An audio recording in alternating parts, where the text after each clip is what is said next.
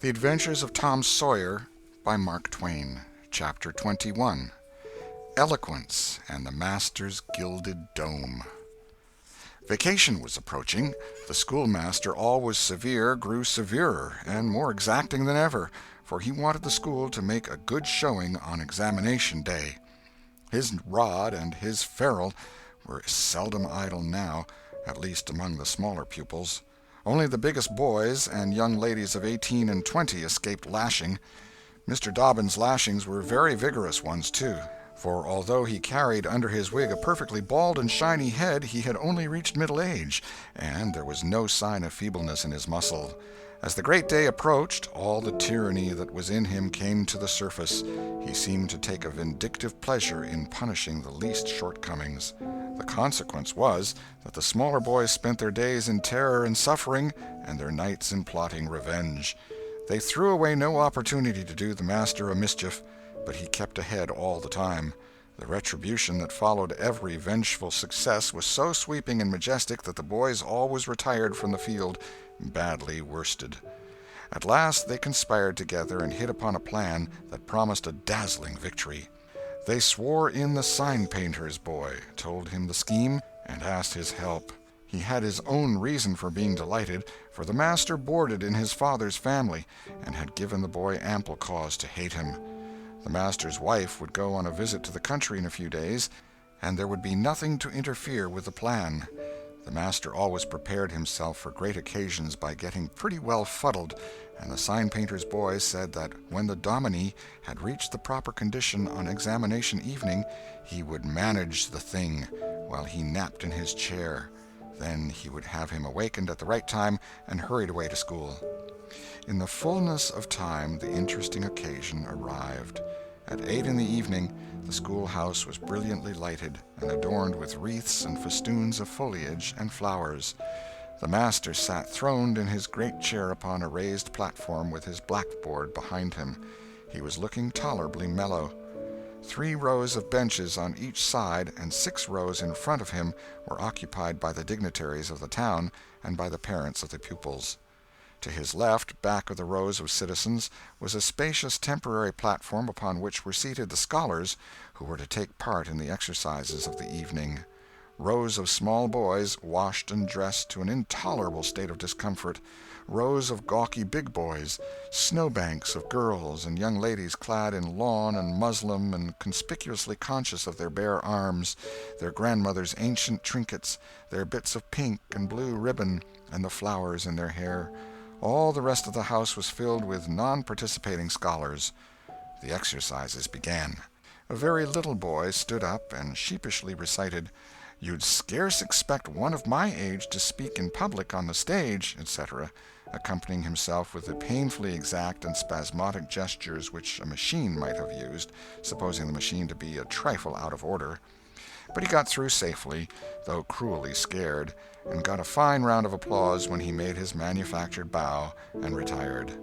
A little shamefaced girl lisped, "Mary had a little lamb," etc., performed a compassion-inspired curtsy, got her meed of applause, and sat down flushed and happy. Tom Sawyer stepped forward with conceited confidence and soared into the unquenchable and indestructible "Give me liberty or give me death" speech with fine fury and frantic gesticulation, and broke down in the middle of it. A ghastly stage fright seized him. His legs quaked under him, and he was like to choke.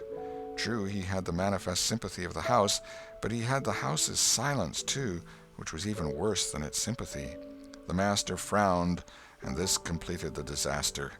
Tom struggled a while and then retired utterly defeated. There was a weak attempt at applause, but it died early. "The boy stood on the burning deck" followed. Also, "The Assyrian came down," and other declamatory gems. Then there were reading exercises and a spelling fight. The meager Latin class recited with honor. The prime feature of the evening was in order now, original compositions by the young ladies. Each in her turn stepped forward to the edge of the platform, cleared her throat, held up her manuscript tied with dainty ribbon, and proceeded to read with labored attention to expression and punctuation. The themes were the same that had been illuminated upon similar occasions by their mothers before them, their grandmothers, and doubtless all their ancestors in the female line clear back to the Crusades. Friendship was one, memories of other days, religion in history, dreamland, the advantages of culture, forms of political government compared and contrasted, melancholy, filial love, heart longings, etc., etc. A prevalent feature in these compositions was a nursed and petted melancholy. Another was a wasteful and opulent gush of fine language. Another was a tendency to lug in by the ears particularly prized words and phrases until they were worn entirely out, and a peculiarity that conspicuously marked and marred them was the inveterate and intolerable sermon that wagged its crippled tail at the end of each and every one of them. No matter what the subject might be, a brain-racking effort was made to squirm it into some aspect or other that the moral and religious mind could contemplate with edification. The glaring insincerity of these sermons was not sufficient to compass the banishment of the fashion from the schools, and it is not sufficient today. It never will be sufficient while the world stands, perhaps. There is no school in all our land where the young ladies do not feel obliged to close their compositions with a sermon, and you will find that the sermon of the most frivolous and the least religious girl in the school is always the longest and the most relentlessly pious. But enough of this. Homely truth is unpalatable. Let us return to the examination. The first composition that was read was one entitled, "Is This, Then, Life?" Perhaps the reader can endure and extract from it. In the common walks of life, with what delightful emotions does the youthful mind look forward to some anticipated scene of festivity! Imagination is busy sketching rose-tinted pictures of joy. In fancy, the voluptuous votary of fashion sees herself amid the festive throng, the observed of all observers. Her graceful form, arrayed in snowy robes, is whirling through the mazes of the joyous dance. Her eye is brightest, her step is lightest in the gay assembly. In such delicious fancies time quickly glides by, and the welcome hour arrives for her entrance into the Elysian world, of which she has had such bright dreams. How fairy-like does everything appear to her enchanted vision! Each new scene is more charming than the last, but after a while she finds that beneath this goodly exterior all is vanity. The flattery which once charmed her soul now grates harshly upon her ear. The ballroom has lost its charms, and with wasted health and embittered heart she turns away with the conviction that earthly pleasures cannot satisfy the longings of the soul. And so forth and so on. There was a buzz of gratification from time to time during the reading, accompanied by whispered ejaculations of "How sweet!" "How eloquent!" "So true!" etc., and after the thing had closed with a peculiarly afflicting sermon, the applause was enthusiastic. Then arose a slight, melancholy girl, whose face had the interesting paleness that comes of pills and indigestion, and read a poem. 2 stanzas of it will do. A Missouri Maiden's Farewell to Alabama. Alabama, good-bye, I love thee well, but yet for a while do I leave thee now. Sad, yes, sad thoughts of thee my heart doth swell, and burning recollections throng my brow, for I have wandered through thy flowery woods, have roamed and read near Tallapoosa's stream, have listened to Tallahasssee's warring floods, and wooed on Coosa's side Aurora's beam. Yet shame I not to bear an o'erfull heart, nor blush to turn behind my tearful eyes. 'Tis from no stranger land I now must part, 'tis to no stranger's left I yield these sighs. Welcome and home were mine within this state, whose vales I leave, whose spires fade fast from me, and cold must be mine eyes, and heart, and tet, when, dear Alabama, they turn cold on thee. There were very few there who knew what "tet" meant, but the poem was very satisfactory nevertheless. Next appeared a dark-complexioned, black-eyed, black-haired young lady, who paused an impressive moment, assumed a tragic expression, and began to read in a measured, solemn tone. A vision. Dark and tempestuous was night. Around the throne on high not a single star quivered, but the deep intonations of the heavy thunder constantly vibrated upon the ear, whilst the terrific lightning revelled in angry mood through the cloudy chambers of heaven, seeming to scorn the power exerted over its terror by the illustrious Franklin. Even the boisterous winds unanimously came forth from their mystic homes, and blustered about as if to enhance by their aid the wildness of the scene. At such a time, so dark, so dreary, for human sympathy my very spirit sighed, but instead thereof, "My dearest friend, my counselor, my comforter and guide, my joy in grief, my second bliss in joy," came to my side. She moved like one of those bright beings pictured in the sunny walks of fancy's Eden by the romantic and young, a queen of beauty unadorned save by her own transcendent loveliness. So soft was her step, it failed to make even a sound, and but for the magical thrill imparted by her genial touch, as other unobtrusive beauties, she would have glided away unperceived, unsought. A strange sadness rested upon her features, like icy tears upon the robe of December, as she pointed to the contending elements without, and bade me contemplate the two beings presented. This nightmare occupied some 10 pages of manuscript, and wound up with a sermon so destructive of all hope to non-Presbyterians that it took the first prize. This composition was considered to be the very finest effort of the evening. The mayor of the village, in delivering the prize to the author of it, made a warm speech in which he said that it was by far the most eloquent thing he had ever listened to, and that Daniel Webster himself might well be proud of it. It may be remarked in passing that the number of compositions in which the word beauteous was overfondled, and human experience referred to as life's pages, was up to the usual average. Now the master, mellow almost to the verge of geniality, put his chair aside, turned his back to the audience, and began to draw a map of America on the blackboard to exercise the geography class upon. But he made a sad business of it with his unsteady hand, and a smothered titter rippled over the house. He knew what the matter was, and set himself to right it. He sponged out lines and remade them, but he only distorted them more than ever, and the tittering was more pronounced. He threw his entire attention upon his work now, as if determined not to be put down by the mirth. He felt that all eyes were fastened upon him. He imagined he was succeeding, and yet the tittering continued. It even manifestly increased, and well it might. There was a garret above, pierced with a scuttle over his head, and down through this scuttle came a cat suspended around the haunches by a string. She had a rag tied about her head and jaws to keep her from mewing. As she slowly descended, she curved upward and clawed at the string.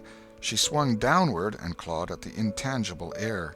The tittering rose higher and higher. The cat was within 6 inches of the absorbed teacher's head. Down, down, a little lower, and she grabbed his wig with her desperate claws, clung to it, and was snatched up into the garret in an instant with her trophy still in her possession. And how the light did blaze abroad from the master's bald pate, for the sign-painter's boy had gilded it. That broke up the meeting. The boys were avenged. Vacation had come. Note: the pretended compositions quoted in this chapter are taken without alteration from a volume entitled Prose and Poetry by a Western Lady, but they are exactly and precisely after the schoolgirl pattern, and hence are much happier than any mere imitations could be. End of Chapter 21. Chapter 22. Huck Finn quotes Scriptures. Tom joined the new order of cadets of temperance, being attracted by the showy character of their regalia. He promised to abstain from smoking, chewing, and profanity as long as he remained a member. Now he found out a new thing, namely, that to promise not to do a thing is the surest way in the world to make a body want to go and do that very thing. Tom soon found himself tormented with a desire to drink and swear. The desire grew to be so intense that nothing but the hope of a chance to display himself in his red sash kept him from withdrawing from the order. 4th of July was coming, but he soon gave that up, gave it up before he had worn his shackles over 48 hours, and fixed his hopes upon old Judge Fraser, Justice of the Peace, who was apparently on his deathbed and would have a big public funeral, since he was so high an official. During 3 days Tom was deeply concerned about the judge's condition and hungry for news of it. Sometimes his hopes ran high, so high that he would venture to get out his regalia and practice before the looking-glass. But the judge had a most discouraging way of fluctuating. At last he was pronounced upon the mend, and then convalescent. Tom was disgusted, and felt a sense of injury, too. He handed in his resignation at once, and that night the judge suffered a relapse and died. Tom resolved that he would never trust a man like that again. The funeral was a fine thing. The cadets paraded in a style calculated to kill the late member with envy. Tom was a free boy again, however. There was something in that. He could drink and swear now, but found to his surprise that he did not want to. The simple fact that he could took the desire away and the charm of it. Tom presently wondered to find that his coveted vacation was beginning to hang a little heavily on his hands. He attempted a diary, but nothing happened during 3 days, and so he abandoned it. The first of all the Negro minstrel shows came to town, and made a sensation. Tom and Joe Harper got up a band of performers and were happy for 2 days. Even the glorious Fourth was in some sense a failure, for it rained hard, there was no procession in consequence, and the greatest man in the world, as Tom supposed, Mr. Benton, an actual United States Senator, proved an overwhelming disappointment, for he was not 25 feet high, nor even anywhere in the neighborhood of it. A circus came. The boys played circus for 3 days afterward in tents made of rag carpeting. Admission, 3 pins for boys, 2 for girls, and then circusing was abandoned. A phrenologist and a mesmerizer came, and went again, and left the village duller and drearier than ever.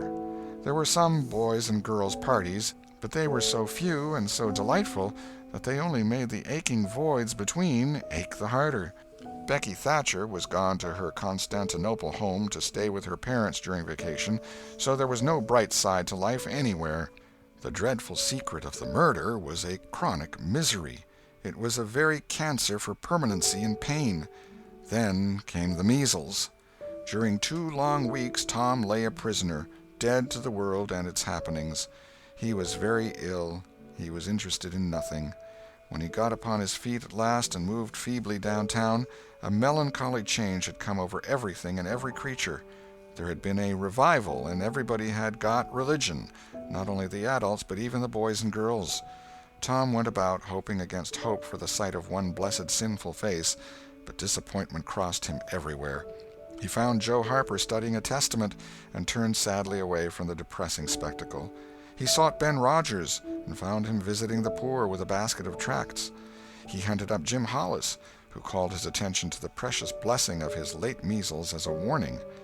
Every boy he encountered added another ton to his depression, and when, in desperation, he flew for refuge at last to the bosom of Huckleberry Finn, and was received with a scriptural quotation, his heart broke, and he crept home and to bed, realizing that he alone of all the town was lost forever and forever.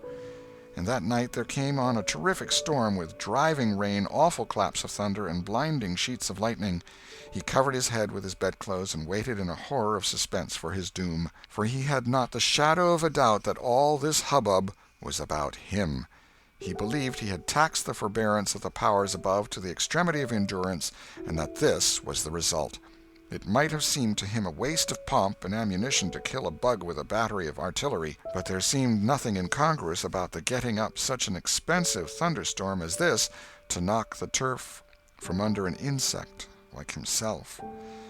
By and by the tempest spent itself and died without accomplishing its object. The boy's first impulse was to be grateful and reform. His second was to wait, for there might not be any more storms. The next day the doctors were back. Tom had relapsed. The 3 weeks he spent on his back this time seemed an entire age. When he got abroad at last, he was hardly grateful that he had been spared, remembering how lonely was his estate, how companionless and forlorn he was. He drifted listlessly down the street and found Jim Hollis acting as judge in a juvenile court that was trying a cat for murder, in the presence of her victim, a bird. He found Joe Harper and Huck Finn up an alley eating a stolen melon. Poor lads, they, like Tom, had suffered a relapse. End of Chapter 22. Chapter 23. The Salvation of Muff Potter. At last the sleepy atmosphere was stirred, and vigorously. The murder trial came on in the court. It became the absorbing topic of village talk immediately. Tom could not get away from it.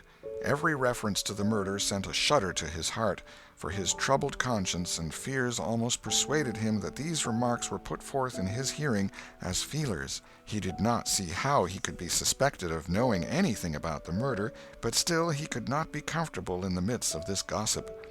It kept him in a cold shiver all the time. He took Huck to a lonely place to have a talk with him. It would be some relief to unseal his tongue for a little while, to divide his burden of distress with another sufferer. Moreover, he wanted to assure himself that Huck had remained discreet. "Huck, have you ever told anybody about that?" "About what?" "You know what." "Oh, course I haven't." "Never a word?" "Never a solitary word, so help me. What makes you ask?" "Well, I was afeard." "Why, Tom Sawyer, we wouldn't be alive 2 days if that got found out. You know that." Tom felt more comfortable. After a pause, "Huck, they couldn't anybody get you to tell, could they?" "Get me to tell? Why, if I wanted that half-breed devil to drown me, they could get me to tell. They ain't no different way." "Well, that's all right, then. I reckon we're safe as long as we keep mum. But let's swear again, anyway. It's more surer." "I'm agreed." So they swore again with dread solemnities. "What is the talk around, Huck? I've heard a power of it." "Talk? Well, it's just Muff Potter, Muff Potter, Muff Potter all the time. It keeps me in a sweat, constant, so's I want to hide somewheres. That's just the same way they go on round me. I reckon he's a goner. Don't you feel sorry for him sometimes?" "Most always, most always. He ain't no account, but then he ain't ever done anything to hurt anybody. Just fishes a little, to get money to get drunk on, and loafs around considerable. But, Lord, we all do that, leastways most of us, preachers and such like. But he's kind of good. He give me half a fish once, when there weren't enough for 2. And lots of times he's kind of stood by me when I was out of luck. Well, he's mended kites for me, Huck, and knitted hooks onto my line. I wish we could get him out of there." "My, we couldn't get him out, Tom, and besides, 'twouldn't do any good. They'd catch him again." "Yes, so they would. But I hate to hear him abuse him so like the dickens when he never done that." "I do too, Tom. Lord, I hear 'em say he's the bloodiest-looking villain in this country, and they wonder he wasn't ever hung before." "Yes, they talk like that all the time. I've heard 'em say that if he was to get free they'd lynch him." "And they'd do it, too." The boys had a long talk, but it brought them little comfort. As the twilight drew on, they found themselves hanging about the neighborhood of the little isolated jail, perhaps with an undefined hope that something would happen that might clear away their difficulties. But nothing happened. There seemed to be no angels or fairies interested in this luckless captive. The boys did as they had often done before, went to the cell grating and gave Potter some tobacco and matches. He was on the ground floor, and there were no guards. His gratitude for their gifts had always smote their conscience before. It cut deeper than ever this time. They felt cowardly and treacherous to the last degree when Potter said, "You've been mighty good to me, boys, better'n anybody else in this town, and I don't forget it, I don't. Often I says to myself, says I used to mend all the boys' kites and things and show 'em where the good fishing places was, and befriend 'em what I could, and now they've all forgot old Muff when he's in trouble, but Tom don't and Huck don't. They don't forget him, says I, and I don't forget them. Well, boys, I done an awful thing. Drunk and crazy at the time, that's the only way I count for it, and now I got to swing for it, and it's right. Right, and best, too, I reckon. I hope so, anyway. Well, we won't talk about that. I don't want to make you feel bad. You've befriended me. But what I want to say is, don't you ever get drunk. Then you won't ever get here. Stand a little further west, so that's it. It's a prime comfort to see faces that's friendly when a body's in such a muck of trouble, and there don't none come here but yourn. Good friendly faces, good friendly faces. "Get up on one another's backs and let me touch 'em. That's it. Shake hands. Yourn'll come through the bars, but mine's too big. Little hands and weak, and they've helped Muff Potter a power, and they'd help him more if they could." Tom went home miserable, and his dreams that night were full of horrors. The next day and the day after he hung about the courtroom, drawn by an impossible, irresistible impulse to go in, but forcing himself to stay out. Huck was having the same experience. They studiously avoided each other. Each wandered away from time to time, but the same dismal fascination always brought them back presently. Tom kept his ears open when idlers sauntered out of the courtroom, but invariably heard distressing news. The toils were closing more and more relentlessly around poor Potter. At the end of the second day the village talk was to the effect that Injun Joe's evidence stood firm and unshaken, and that there was not the slightest question as to what the jury's verdict would be. Tom was out late that night, and came to bed through the window. He was in a tremendous state of excitement. It was hours before he got to sleep. All the village flocked to the courthouse the next morning, for this was to be the great day. Both sexes were about equally represented in the packed audience. After a long wait, the jury filed in and took their places. Shortly afterward, Potter, pale and haggard, timid and hopeless, was brought in, with chains upon him, and seated where all the curious eyes could stare at him. No less conspicuous was Injun Joe, stolid as ever. There was another pause, and then the judge arrived and the sheriff proclaimed the opening of the court. The usual whisperings among the lawyers and gathering together of papers followed. These details and accompanying delays worked up an atmosphere of preparation that was as impressive as it was fascinating. Now a witness was called who testified that he found Muff Potter washing in the brook at an early hour the morning that the murder was discovered, and that he immediately sneaked away. After some further questioning, counsel for the prosecution said, "Take the witness." The prisoner raised his eyes for a moment, but dropped them again when his own counsel said, "I have no questions to ask him." The next witness proved the finding of the knife near the corpse. Counsel for the prosecution said, "Take the witness." "I have no questions to ask him," Potter's lawyer replied. A third witness swore he had often seen the knife in Potter's possession. "Take the witness." Counsel for Potter declined to question him. The faces of the audience began to betray annoyance. Did this attorney mean to throw away his client's life without an effort? Several witnesses deposed concerning Potter's guilty behavior when brought to the scene of the murder. They were allowed to leave the stand without being cross-questioned. Every detail of the damaging circumstances that occurred in the graveyard upon that morning, which all present remembered so well, was brought out by credible witnesses, but none of them were cross-examined by Potter's lawyer. The perplexity and dissatisfaction of the house expressed itself in murmurs and provoked a reproof from the bench. Counsel for the prosecution now said, "By the oaths of citizens whose simple word is above suspicion, we have fastened this awful crime, beyond all possibility of question, upon the unhappy prisoner at the bar. We rest our case here." A groan escaped from poor Potter, and he put his face in his hands and rocked his body softly to and fro, while a painful silence reigned in the courtroom. Many men were moved, and many women's compassion testified itself in tears. Counsel for the defense rose and said, "Your Honor, in our remarks at the opening of this trial, we foreshadowed our purpose to prove that our client did this fearful deed while under the influence of a blind and irresponsible delirium produced by drink. We have changed our mind. We shall not offer that plea." Then to the clerk, "Call Thomas Sawyer." A puzzled amazement awoke in every face in the house, not even excepting Potter's. Every eye fastened itself with wondering interest upon Tom as he rose and took his place upon the stand. The boy looked wild enough, for he was badly scared. The oath was administered. "Thomas Sawyer, where were you on the 17th of June about the hour of midnight?" Tom glanced at Injun Joe's iron face, and his tongue failed him. The audience listened breathless, but the words refused to come. After a few moments, however, the boy got a little of his strength back, and managed to put enough of it into his voice to make part of the house hear. "In the graveyard." "A little bit louder, please. Don't be afraid. You were in the graveyard."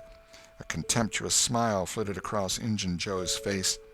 "Were you anywhere near Horse William's grave?" "Yes, sir." "Speak up, just a trifle louder. How near were you?" "Near as I am to you." "Were you hidden or not?" "I was hid." "Where?" "Behind the elms that's on the edge of the grave." Injun Joe gave a barely perceptible start. "Anyone with you?" "Yes, sir. I went there with—" Wait a moment. Never mind mentioning your companion's name. We will produce him at the proper time. Did you carry anything there with you?" Tom hesitated and looked confused.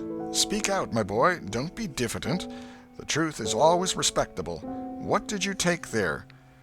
"Only a dead cat." There was a ripple of mirth which the court checked. "We will produce the skeleton of that cat. Now, my boy, tell us everything that occurred. Tell it in your own way. Don't skip anything, and don't be afraid."